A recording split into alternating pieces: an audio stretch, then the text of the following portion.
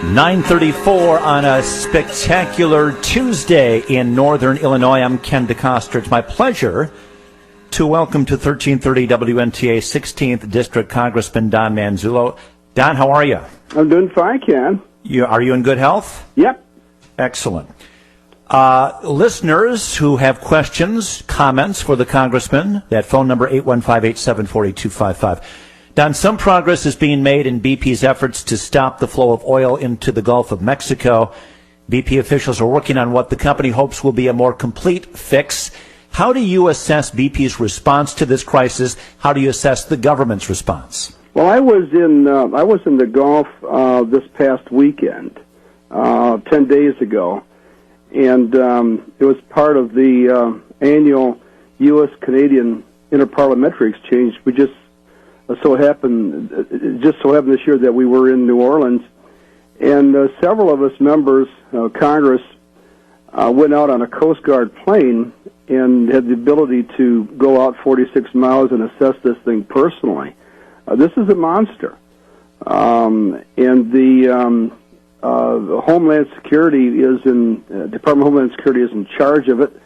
There are 10,000 people working on this thing. The problem with BP now is the CEO made a statement in London that the Gulf is a very big ocean, and the amount of dispersants in oil we are pumping into it is a tiny amount. I mean, that's just absurd.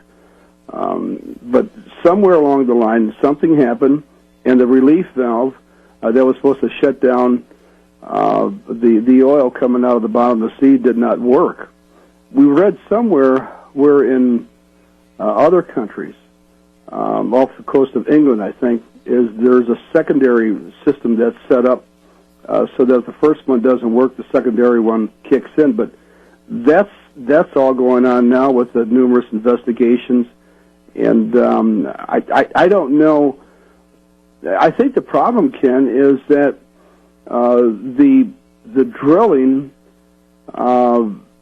depth exceeded the ability to cap the oil in the event of a tragedy.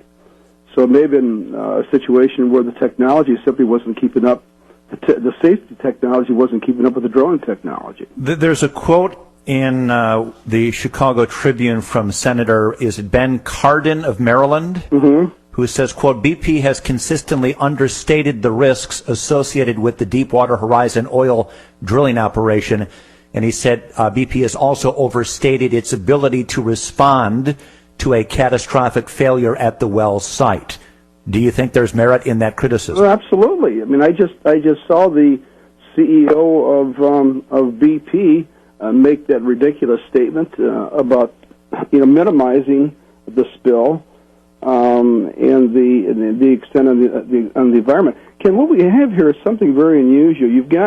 It's 5,000 feet from the top of the ocean, top of the water, down to the mud, to the seabed, and then from there the drilling goes on about another 17 to 20,000 feet, and so you have this extensive drilling. It's one of the deepest holes in the ocean bed that's ever been made before in exploratory drilling.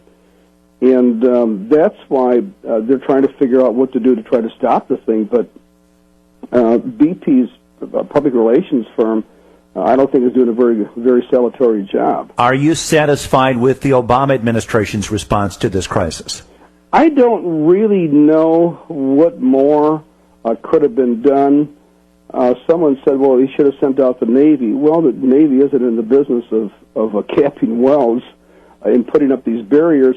But what BP did was the first thing they did was to hire all the shrimpers and other fishermen anywhere from $2,000 or $1,200 a day to $3,000 a day, depending upon the size of their boats, and put them out there either in laying down those barriers on the water or spotting. They did that for the purpose of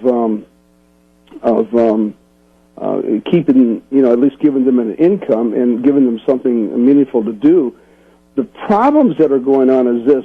Don Young is the member of Congress from Alaska, and I was talking to him about the Exxon Valdez. His big concern is that the dispersants, as to which there is no scientific knowledge concerning their impact on the ecology, are going to do more harm to the environment than the oil itself. And he wasn't minimizing the oil, because if you can get oil spread over a big area, sunlight can go in there, break it up, and actually absorb it and disintegrate it. But so now you have the issue of, is the disbursement the right thing to do? They don't know. They're throwing everything they can at it. But I don't really, I'm not into this blame game. Just as President Bush should not have been blamed as to what happened in Katrina because of a very incompetent mayor, I don't think that the president should be blamed as to the response to this slick. Maybe I'm a little bit naive in that area, but I've seen the mess personally, and that mess needs to be cleaned up before people start pointing fingers at why the administration did or did not act differently. Our guest is Congressman Don Manzullo. Our telephone number, by the way, is 815-874-8255, should you have any questions or comments for the congressman.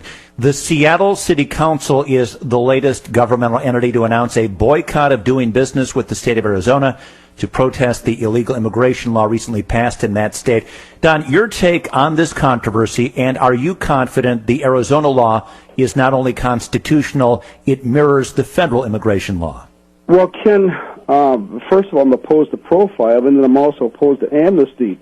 I was at Fort Huachuca, Arizona, 4 years ago, and went to the border, and that was interesting because I was also part of the U.S.-Mexican Interparliamentary Exchange,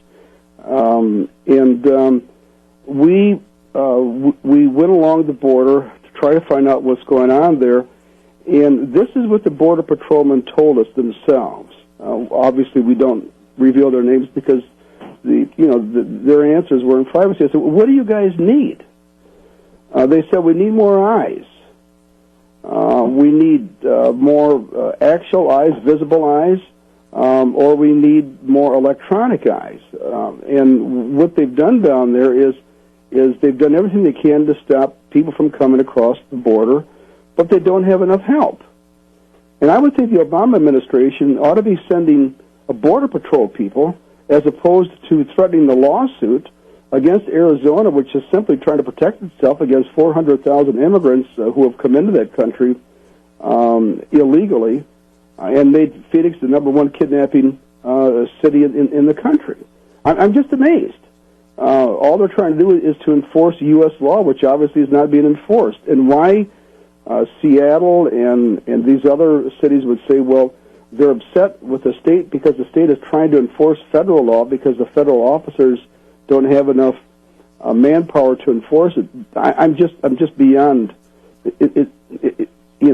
I don't understand it at all. If anything, what Obama should be doing is saying, look, it's unfortunate that Arizona had to come up with this with their own law, and what we're going to do is honor the fact that Arizona has a problem, and we're going to dispatch as many people as necessary it is to seal that border. Are you